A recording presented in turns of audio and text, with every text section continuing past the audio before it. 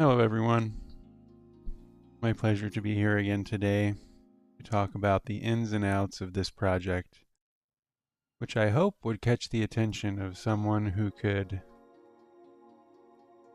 help make it a reality. Right now, it's nothing but concepts.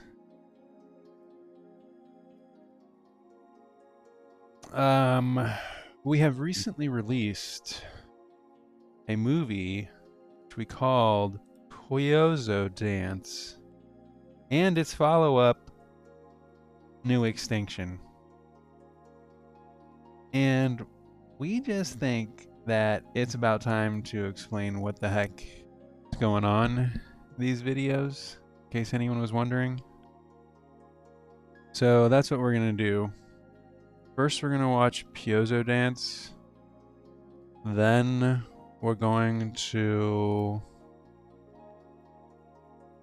talk about what's going on with the final mix, which name I will not say here yet.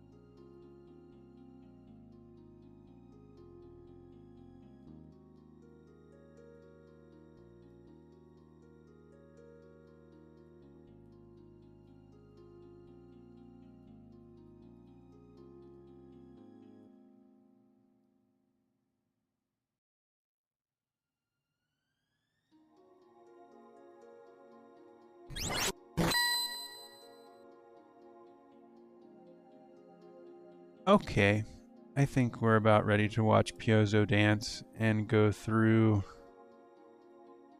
do a play-by-play. The thing is,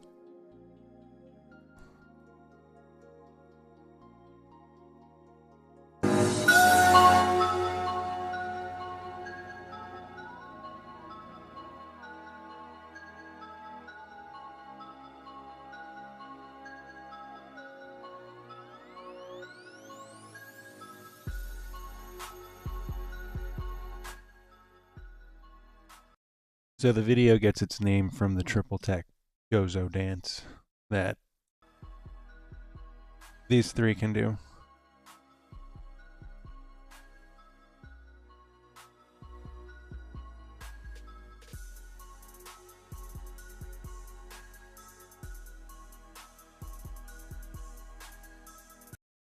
This is the chapter order of the game.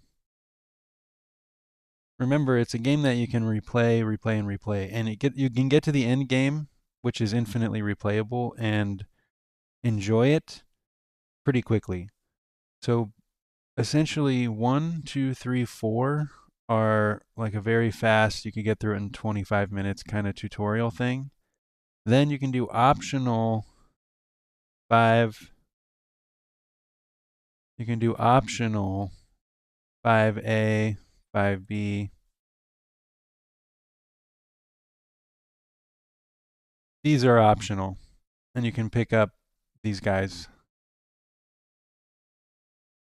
Then, after that, you're going to have to fight the Vision Serpent at the Battle of Zeal, and then you're there. Then you're there, baby. You're in the break, and that's sort of like where the real game begins.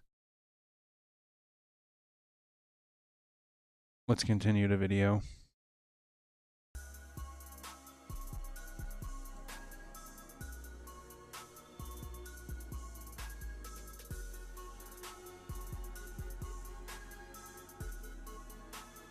So this is like, this would be chapter 1, and then this would be basically after chapter 4. And that would take about 20 to 25 minutes. Then you could do these optional ones or not. Or you might not do the optional ones. Like right there. Just saw. First you had the optional ones out. And you could do one or all three. Or you could do none and go straight to the battle and get into the end game. Made to be replayed. Or you could do... So then you have the final optional ones, which are... Once you get to the break, number 7, you have a homeostasis. You have basically what the game is, essentially. Like territory, maintenance, and leveling up combat-based game, which really starts at number 7. Non-linear because time's broken. Then Nation of Steel you can choose to do. That's where you recruit the old Shalamonks. So if you go in for Shala and Nation of Steel, then that's an option, right? You can pick her up or not. But essentially what that is that after you beat the Vision Serpent, they separated and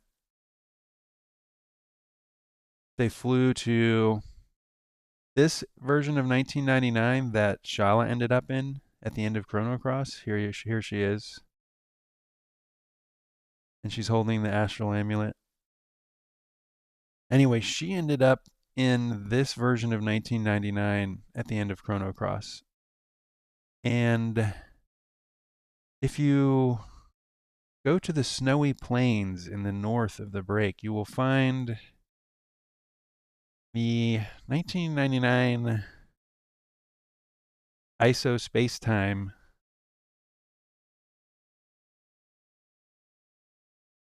which is where you will find many plot details about leveling up in the robot village. So this optional number 8 is dealing with the battle between the Vision Serpent and the Dragon God that you just started up again by defeating the Vision Serpent. And you can basically help one of them win. Or make no choice. But if Fate wins, then you have the breaks go, the records become active in the break again, and the saving style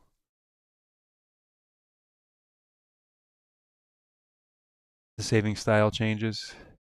Or if you have the Dragon God win, then Terra Tower basically becomes like a rampaging kaiju thing across the map that you can eventually take over like an airship. How's that for unexpected?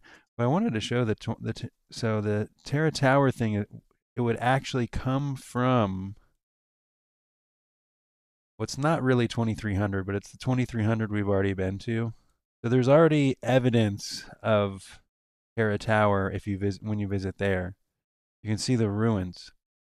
So this is essentially a battle that was taking place between Dalton and Terra Tower before Chrono Trigger ended in a weird way, which I'll get into later. But if you go to this Nation of Steel, which is Shala's kind of like side quest, and help to choose between a winner of the Warring Dyad, then you will affect the conditions on the map. So then what you have is you're still in number 7, you're still living like the break lifestyle, leveling up your party and exploring and stuff. But now you have either like version A, which would be if Fate won the battle, or version B if Dragon God won the battle. And then finally you can deal with Pico. And the final sort of story gate affects how you can do party composition. If you go to Maru Island to face Pico, it really doesn't matter if you beat Pico or not. It's all about this thing, baby. It's all about the Frozen Flame. It says you can acquire the Frozen Flame by defeating Pico, but really what we want to do, if we're going to have an optimal ending in my opinion, is to destroy the Frozen Flame so that you unlock no Arbiter mode.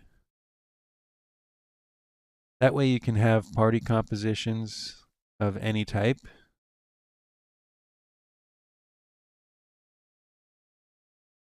Like until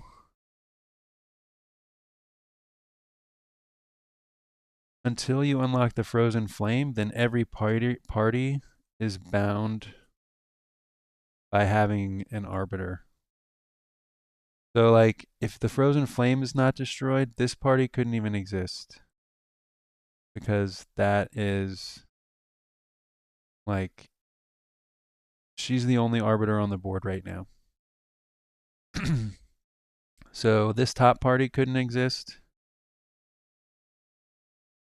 You would have to have another Arbiter in there. This bottom party couldn't exist because these aren't Arbiters. However, I will say that there is a condition I was thinking about where like if you equip the Frozen Flame on a character for 2,000 battles, then they actually become like a party leader, which is basically the only thing that Arbiter means in this game, is can you lead a party? So like imagine you equip old Chrono with the Frozen Flame for 2,200. I think 2,000 sounds better than 200. It's got to be a lot, but eventually they can become an Arbiter. So, like I said, there's total freedom. Ideally, you want to destroy the Frozen Flame, but there's like sort of benefits to keeping it for yourself. Let's say that Bob had the Frozen Flame equipped on him for 2,000 battles. Bob is basically, he's an old caveman with the sunglasses on from, I forget whose sunglasses those are, or even if they are sunglasses. But most everything, all their gear is pulled off of like other Chrono Trigger assets. Okay, so these three parties could only exist if both old Chrono and Bob had had the Frozen Flame equipped on them for at least 2,000 battles. Because the only ones that are naturally arbiters in the game, your first arbiter, due to her time spent in the Darkness Beyond Time in Chrono Trigger 1, is Princess Nadia. She's kind of like the OG arbiter, of course, Surge. Which, by the way, everyone, we've been saying Surge, Surge, Surge. And like Sergey is actually probably how you say it. I'm going to keep saying Surge because that's what we do, but I think we're getting it wrong. All right, and then let's go back to Poyozo Dance and finish up what they're talking about here.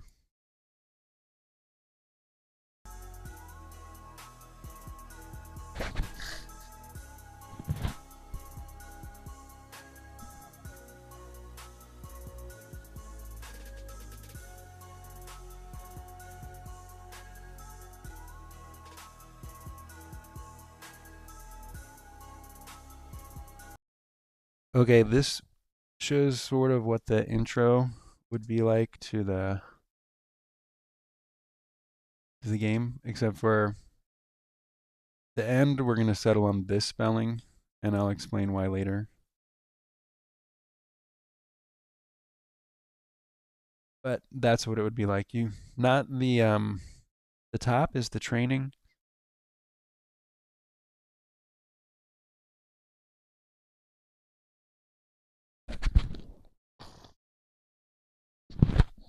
We're going to get into more of this today, and that was already seen in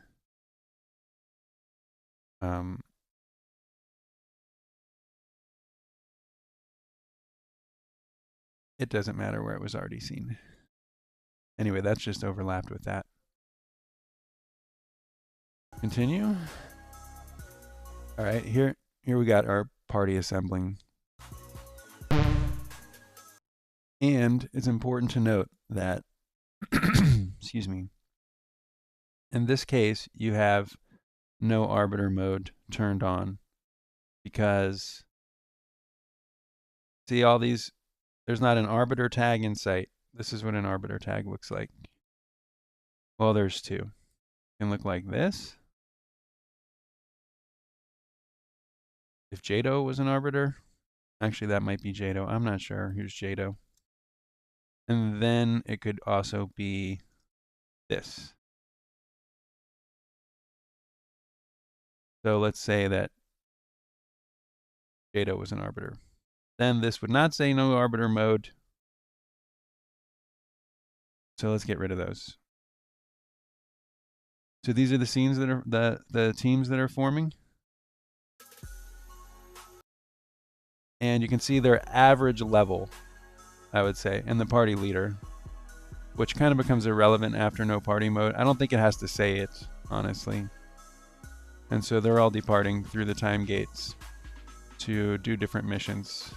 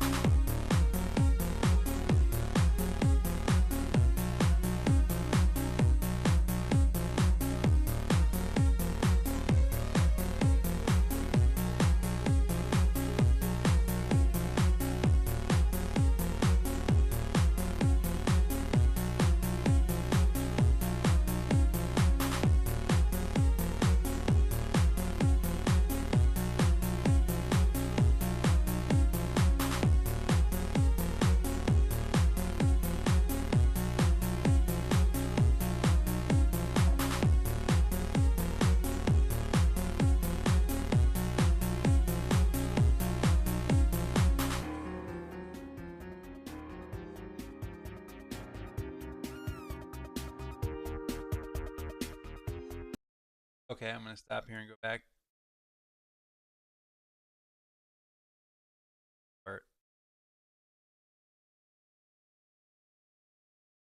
Like their policy, Robot Village. Robot Village. Oh, I'm sorry. This is this team ending up in Robot Village, 1999 ISO Spacetime, which is a long way of saying the 1999 that. I'll explain what an ISO spacetime is later, but it's essentially the same thing as what happened when Dinopolis got pulled back through a dark moon event where they brought the moon in. It's like an ISO spacetime is kind of a bubble that the planet pulled in. So they're rare. But anyway, this is the 1999 one. This is how Shala ended up attached to the break. So this is where like her zone is.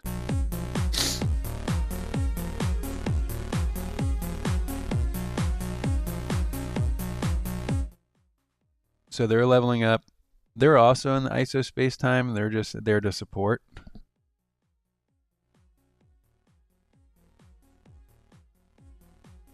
So you can just have, you know, your backup close by in case it gets out of hand.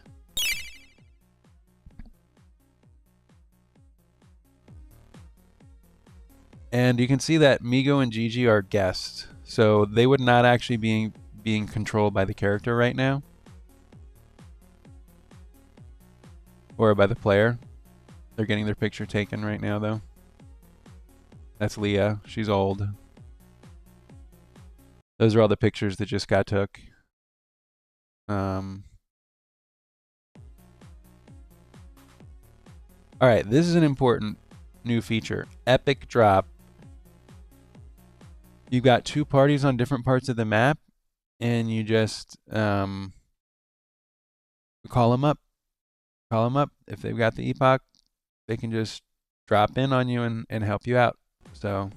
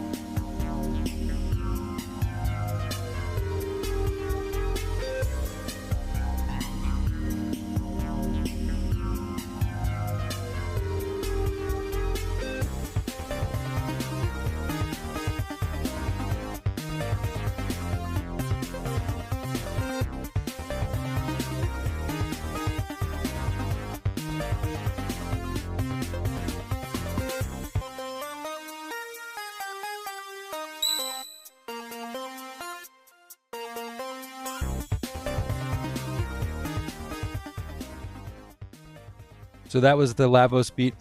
Lavos spawn sneaking up on her. It's kind of getting overwhelming for them, so they call in the epoch drop, and then they get Marl and Frog show up to save the day. So that would kind of be like one of the major gameplay elements, is calling in friends. And you could see, even if they were like guest characters, as you can see here. See, it says that Migo and Gigi are guest characters, so you're not even controlling them, because say you've only got the three in your party, but you've got the guests with you.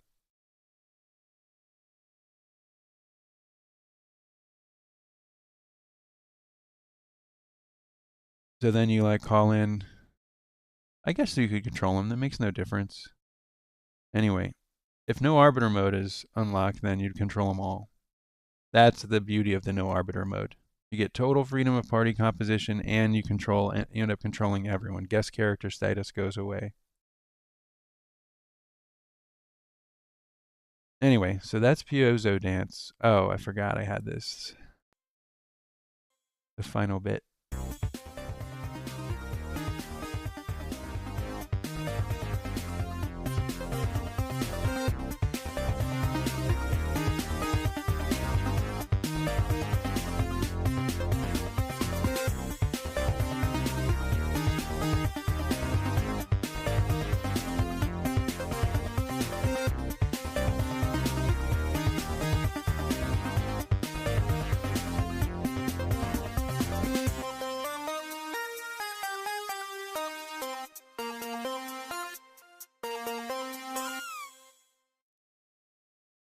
And those are the artists that I mixed into that mix. Thank you so much to those guys, because those songs are totally freaking badass. And then for our overworld theme that we always play, that would be our boy Flovey.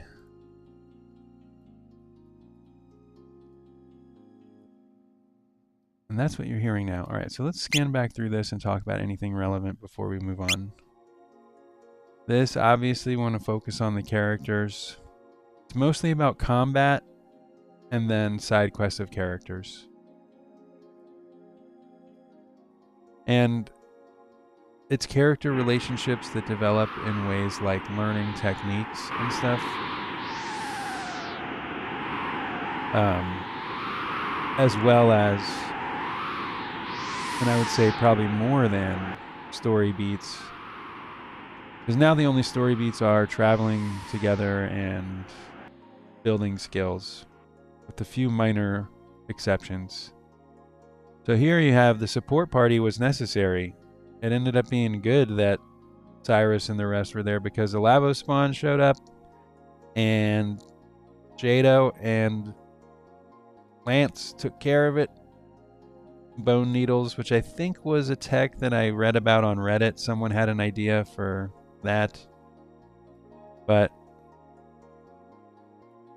so they handled that. Then on the inside,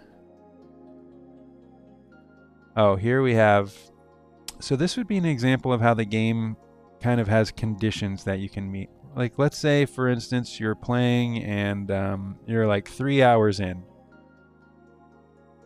You beat the Vision Serpent, you got into the break at like the 40-minute mark, and you've been playing in the break for 2 hours, and then you just go, you get into this terrible fight, and everyone everyone is lost because you just tried to go way too deep into hostile territory. Everyone's lost except for Robo. All right, so let's say in that case, if Robo is the last person on the board, the last person in your party, then just because of story reasons and the Chrono universe, it unlocks this if you go to a I'll explain why it's called a KPAL analog, but I'll just explain that now. In the break, there's many different locations that are familiar to the Chronoverse, but they're pulled from different timelines and stuff. So you'll see like an orphanage and a KPAL and a Dead Sea, and they're all there, and like a factory and all that, but they're just called analogs because they're like on a timeless map, and there could be multiple. So they're really like templates of environmental templates that you hang out in. And if you find a Cape Hal one with Robo, then let's just say that suddenly, like, alternate Guru Luca and Magus, aka Magus from the Chrono Trigger timeline that happened before Chrono Trigger, which I call the Chrono Trigger Prime timeline. Hold on. All right, so in Chrono Trigger, they prevented Magus from dying when he summoned Lavos, okay? But in the timeline that they did not exist on, he presumably perished when he summoned Lavos. So one of the ideas I got in this continuity is to be able to pull in that version of Magus, who would essentially be called the Demon King, which was his original kind of like designation on the concept art that had the all original 8 playable characters, including Gasper for Chrono Trigger. He was Magus kind of originated as a Demon King-esque character. So that's why this alternate version of him, which goes totally with he's like a much more hood-on kind of Magus, you know? So that's why his picture has the hood on. This one sometimes wears the hood, but this is our classic one. But this one is, you know... And he would kind of be like a more powerhouse... He would be like a more offensive Magus, where our one has been tempered by, you know, when you first meet our one from Chrono Trigger, he's actually, you know, doesn't even know who he is and goes by Gil. And then if you side quest him, he gets back his memory and all that.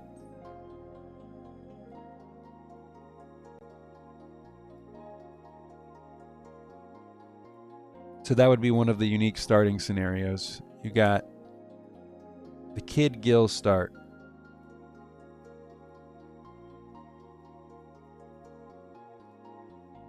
And that's where you'd pick up with that.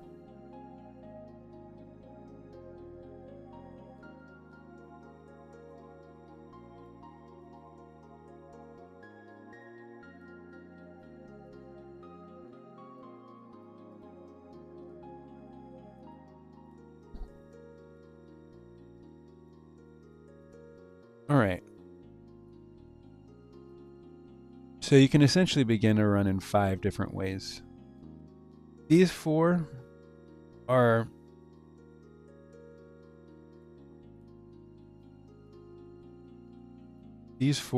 your traditional 1, 2, 3. Those are your arbiters in the traditional sense.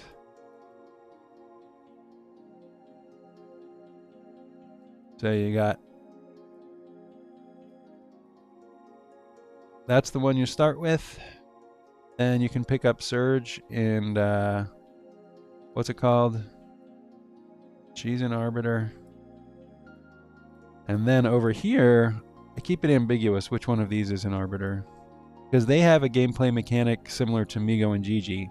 Until you side quest Gil and Kid, you can't separate them in a party. They have to be as come as 2. And that's the same as Migo and Gigi. Like, these 2 are always together, and that never breaks. So if you excuse me. So if you want to form a party with those 2, they come as a package deal. And the same with when you first meet Kid, she's got Gil sort of like, they're attached at the hip, and they can't be independently brought in a party either until they get side quested and, you know, go through their like leveling up process and become whole. At any rate, what I wanted to point out was that we got some new stuff for the Ayla start. So Ayla is, you know, the classic Ancestral elements.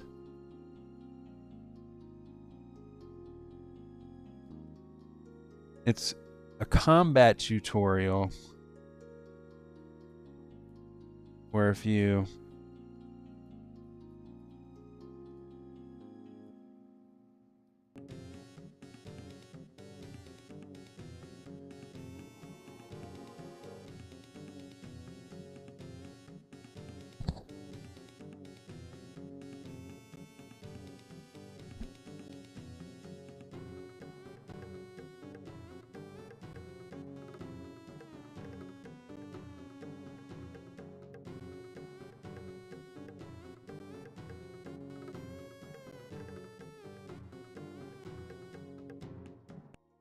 So if you do the ancestral elements, then you'll start your game over, but you start from where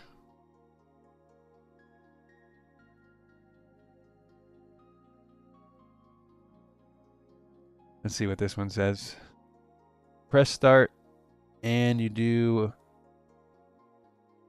there's like a party and you mash the soup game. You drink as much soup, aka alcohol, as you can, which I think would affect, you know, the starting stats of your guys in some way. Just a little whatever, I don't know. Then you wake up the morning before Marl and Robo arrive in the scenario that you've already played through, the Marl start. And the only dialogue you'll find is Ayla giving commands in real time to teach combat mechanics. You can train all together in 700 AD or send teams of 3 into prehistory for tougher foes and Dreamstone. So that's what it would be looking like if you pull the Ancestral Reset. When Dalton took over prehistory, Leah led her tribe to the gate that she found at Gaia's navel in Chrono Cross. And ever since then, Ayla and her people have lived there preparing their counterattack. So that's where they are when the story starts. And you can actually start with them. Power up Ayla and the rest with a brutal grind on Gaia's navel. 700 offers... You can go through the time gate and get more Dreamstone in prehistory, or you can get more elements in 700. And the important thing to note is that you can also, like, you could level up, say you level up to 30 by just grinding through this for like an hour or two. That's cool. You build up your team and then you go take on the Vision Serpent. You never even need to do these side quests later. You just want to go on through without these guys? Sure, go for it. Obviously, that's going to limit story stuff later, but it's all about the freedom of story. And then,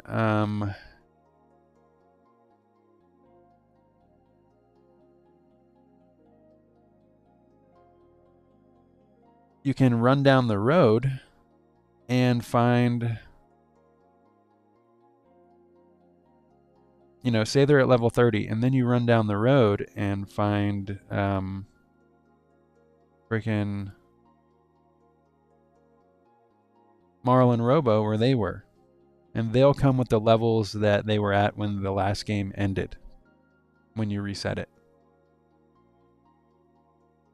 So you could either be catching up to them, which is probably the case in some scenarios since they're going to be leveled up quite a bit in the first run, or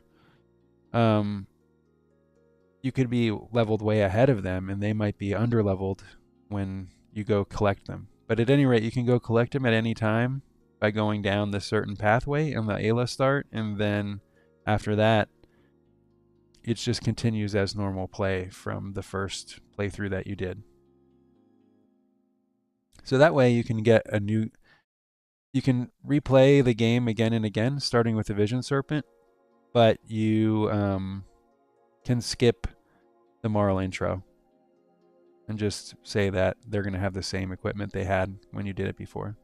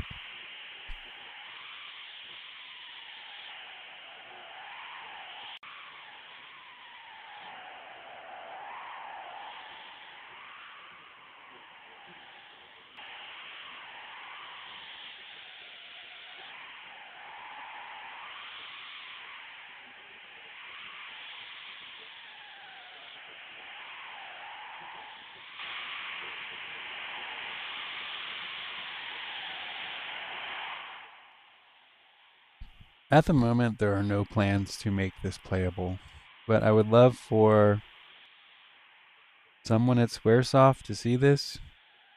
Yuji Horii.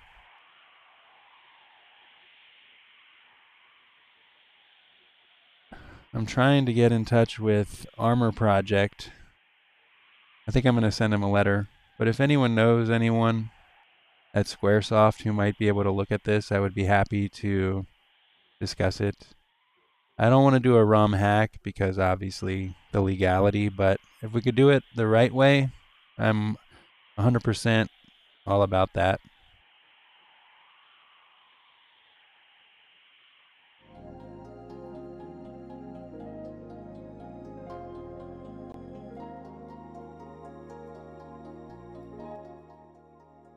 Okay, this is a good time to talk about Frog. Today we are focusing a bit on our boy because we have a scene that we want to do. And this concerns him during the time that he basically goes ballistic.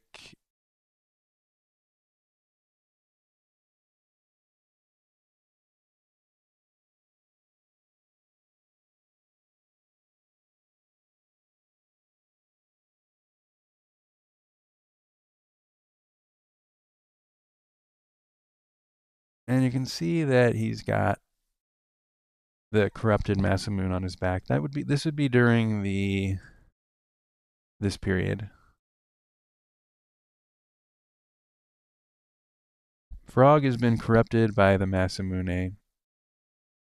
So it's up to you to go to 700 or 1020 and bring an Einlanzer to corrupt the Masamune, or you can defeat Frog and take the corrupted Masamune for yourself. Obviously not the ideal or intended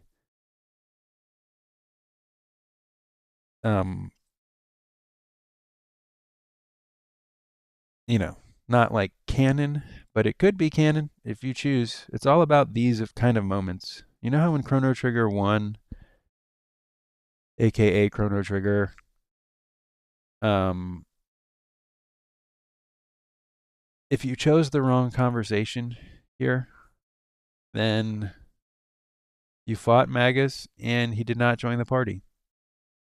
So it'd kind of be like that in this game. There's moments that come where whatever choice you make is going to affect it permanently. And once again, that's okay in a game where you can always just reset it if you don't like where you're at.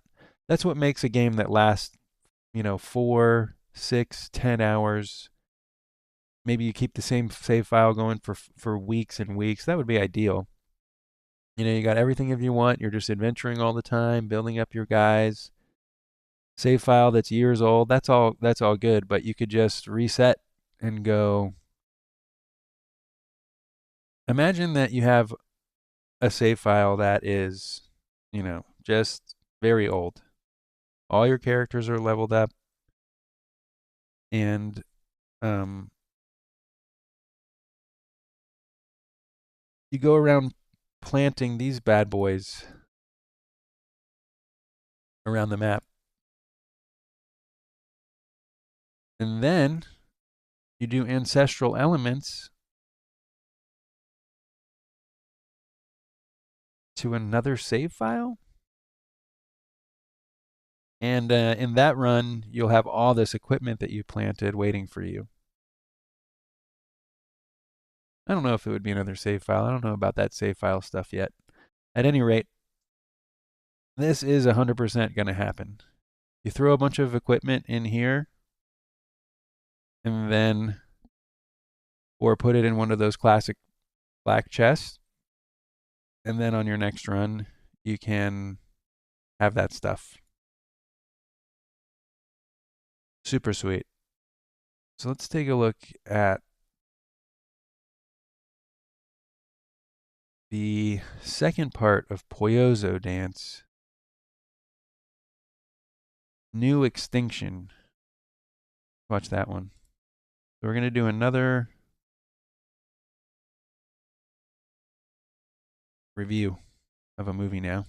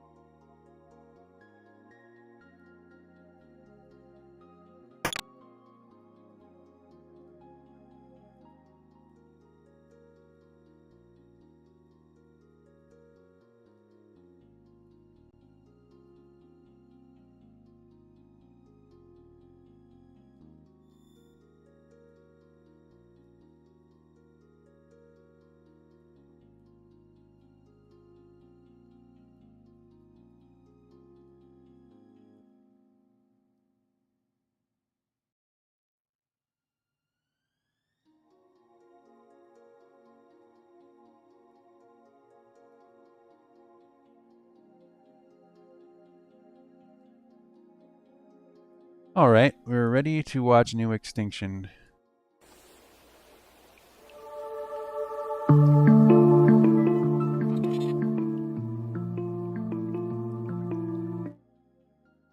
So here we've got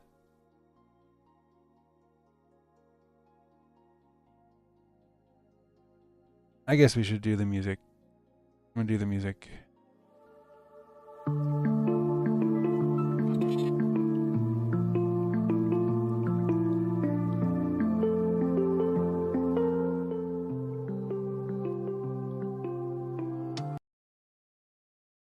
In this particular scene, we have a focus on character development. A lot of the story would focus on these two, especially at first, since that's your point of entry to the story. But we also have huge development from Luca, Isla, Magus, excuse me, Frog, and Robo. Here's one that we know for sure. Boom! Like I said, our Magus has been softened. He's been softened by getting his mind totally erased and by his journey that he had with his friends. Let's not forget the effect of having your mind totally erased on loosening up your personality a little bit. But you still have that, still have that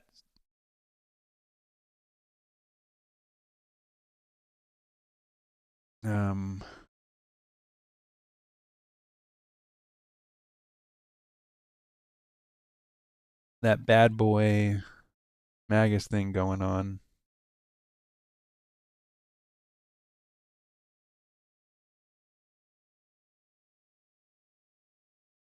Anyway, let's continue with the video. I'm sorry, I got sidetracked.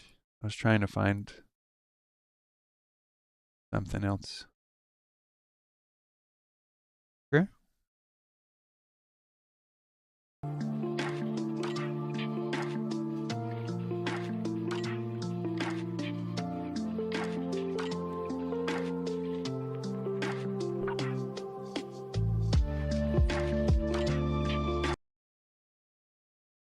Here are the artists who I used up for this mix.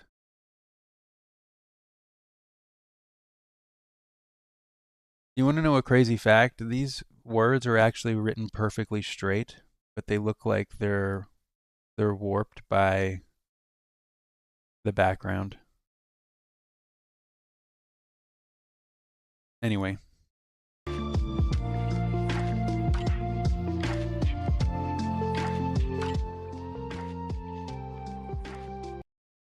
So between dimensions here, we've got this green stuff.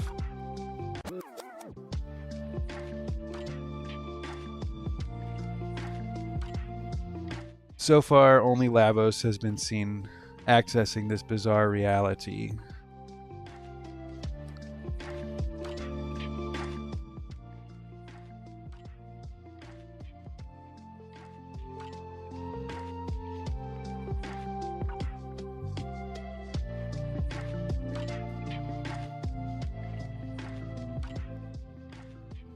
Okay, bad. Cool. So in Chrono Cross, you can kind of use your stamina to string together attacks. So I was thinking it would be sweet if you could incorporate that into a Chrono Trigger mechanic and have, like single tech combo attacks. Grenade plus Hypno Wave. That'd be kind of a weird combo, actually. But then also, maybe you do Grenade plus Napalm. Tech combos, people. It's the future. I'm sure of it.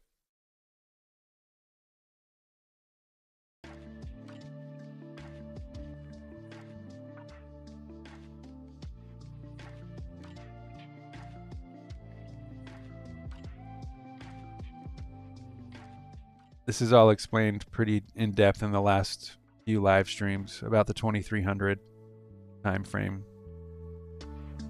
which remember would be sort of the tail end of your initial journey into the break, which is like the hour-long prequel on a first casual playthrough, or much more than an hour, I would say, on a first time.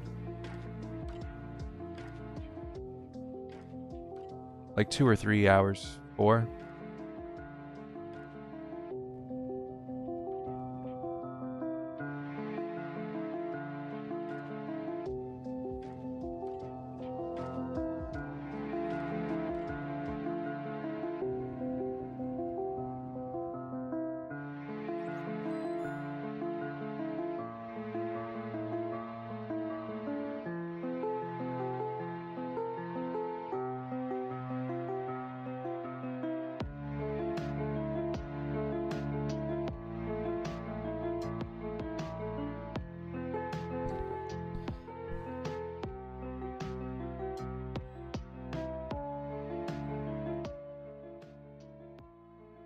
Okay, the last part would be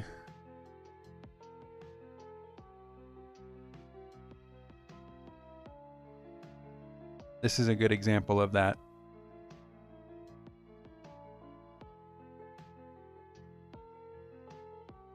Parties across the map, moving freely type of thing.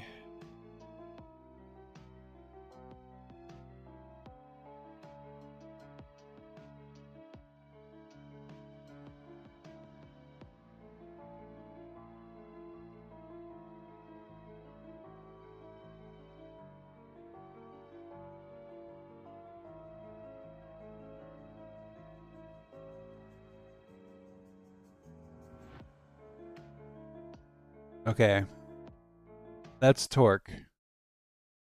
Torque is a one of the cave people that comes with Ayla, and I had the idea of this kind of like reptile ghost that's attached to him.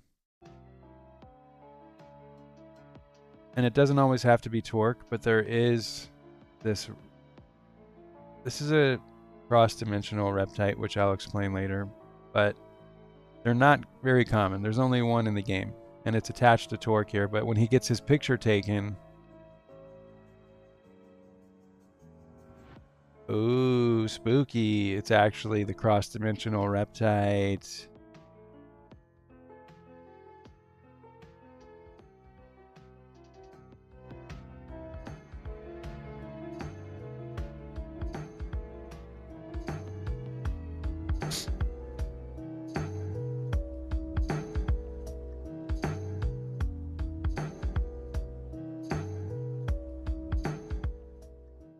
So here you've got all the chapters from the prequel to this, which is the Dusk of Time.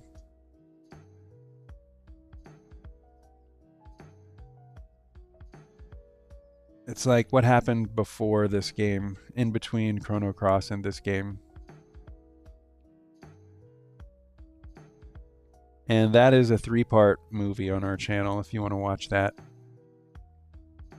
It'll only take you about 2.5 hours or 3. I think it's like 3 hours.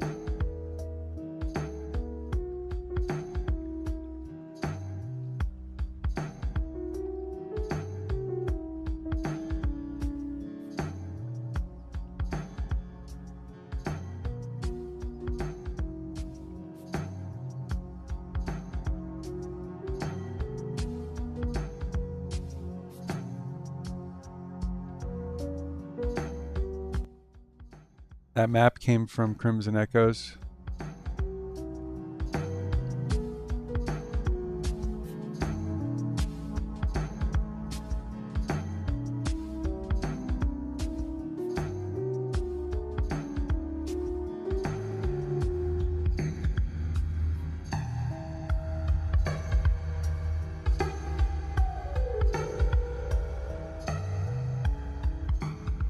Yeah, imagine Terra Tower is actually the true form of the dragon god when he's not in an avatar or trapped in the darkness beyond time. Like his avatar in this dimension is Terra Tower. So if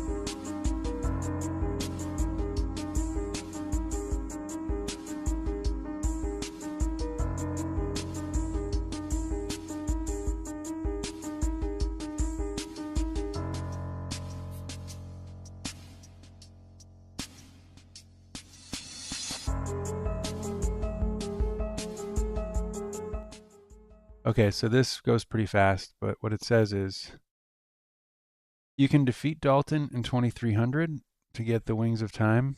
The epoch can no longer time travel, but it can still fly. I don't know about that actually, but you can see here that we've got two. There's the Neo Epoch and the Epoch Mark II, which is what you can recover from Dalton. But also, as we saw in the last episode or whatever, that there's also plenty of other kinds of aircraft in 2300. Doesn't have to be the Epoch if you want to fly. Flying is a part of this game. Doesn't always have to be the Epoch.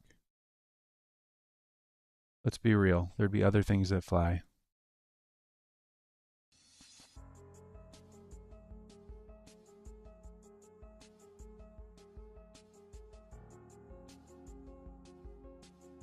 But of course, like, the Epoch's classic.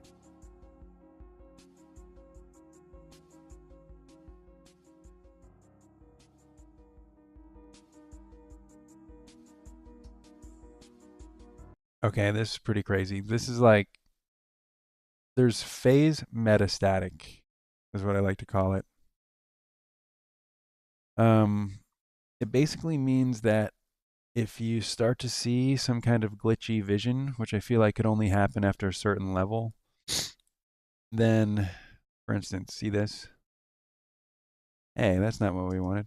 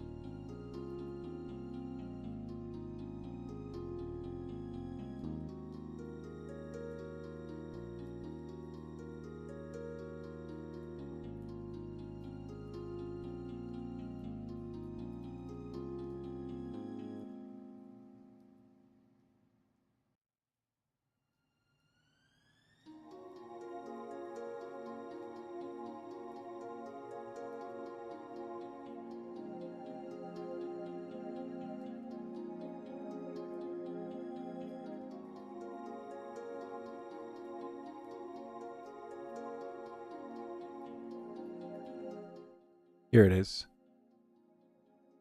Approaching Protodome reveals a ghostly vision of this scene from Chrono Trigger. All right, so what is that? That is phase metastatic, which is a complicated way of saying that you should pull a Chrono Trigger. If you have one equipped,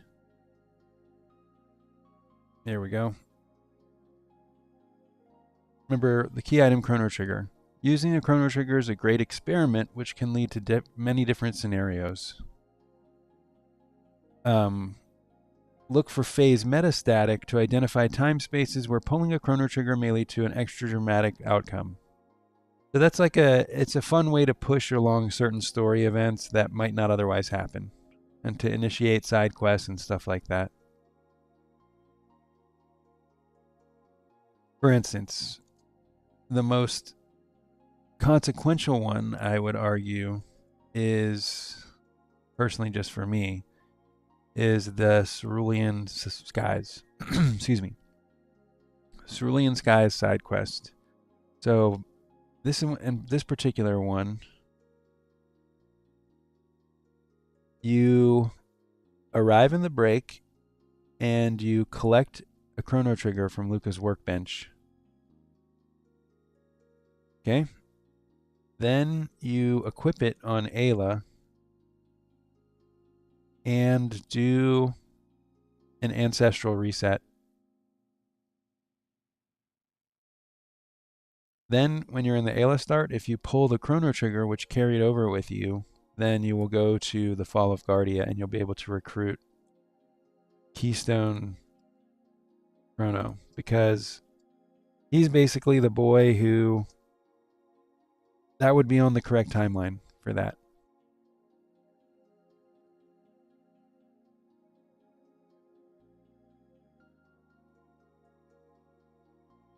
So there's old Chrono, but there's also our Chrono. Complete the Cerulean Skies side quest to recruit Chrono from Chrono Trigger. So that's just a side quest. You don't have to do it. But if you want to do it, you can pull a Chrono Trigger after the Ayla start. This all makes sense, trust me, there's science behind it. It's the anti-annihilation energy. At any rate, we are now going to move on to the final point about Chrono Triggers, which is that if you're actually in the overworld, then they're not going to work. So there's only certain, they only work in these pocket dimensions that you can actually alter the time of. In the break, time's broken, Chrono Triggers are just trash. So that's what phase metastatic is.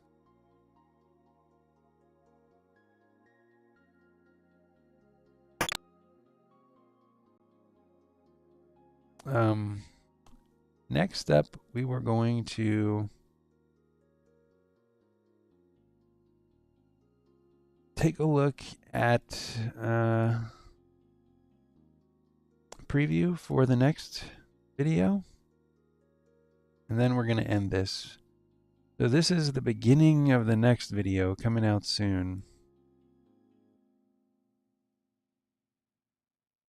Actually, I don't think we're ready for that.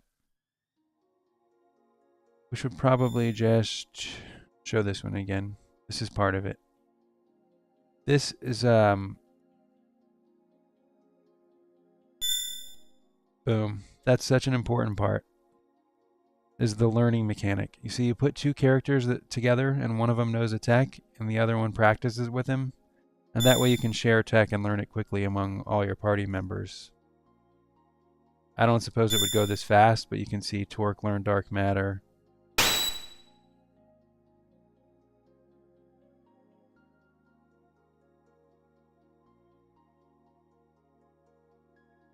I'll just show that one more time.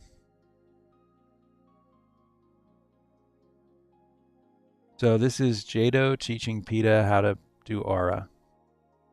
Which, keep in mind that Aura is a pre-magical tech. So it can be, they don't have to, like, Nadia knew Aura before they met Specchio.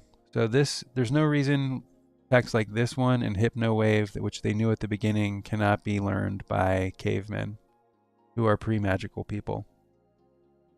So Aura is in game, inbound. See right here? Aura spin, double time. So you have Jado teaching Aura to Peta. Then Peta learned Aura. Then up here you have Torque, who we talked about before, and the Demon King version of Magus is teaching dark matter to Torque, which Torque is also a caveman and pre-magical, so he technically can't use that stuff, but this Reptite face can.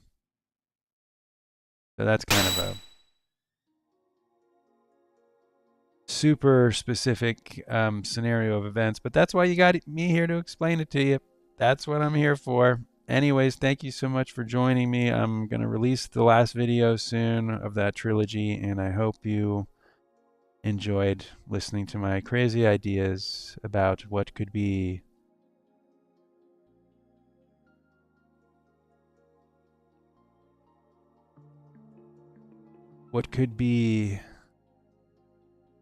a Chrono Trigger 2. Hold on, let's find a really cool one. That one we did. Fate. Sick, dude.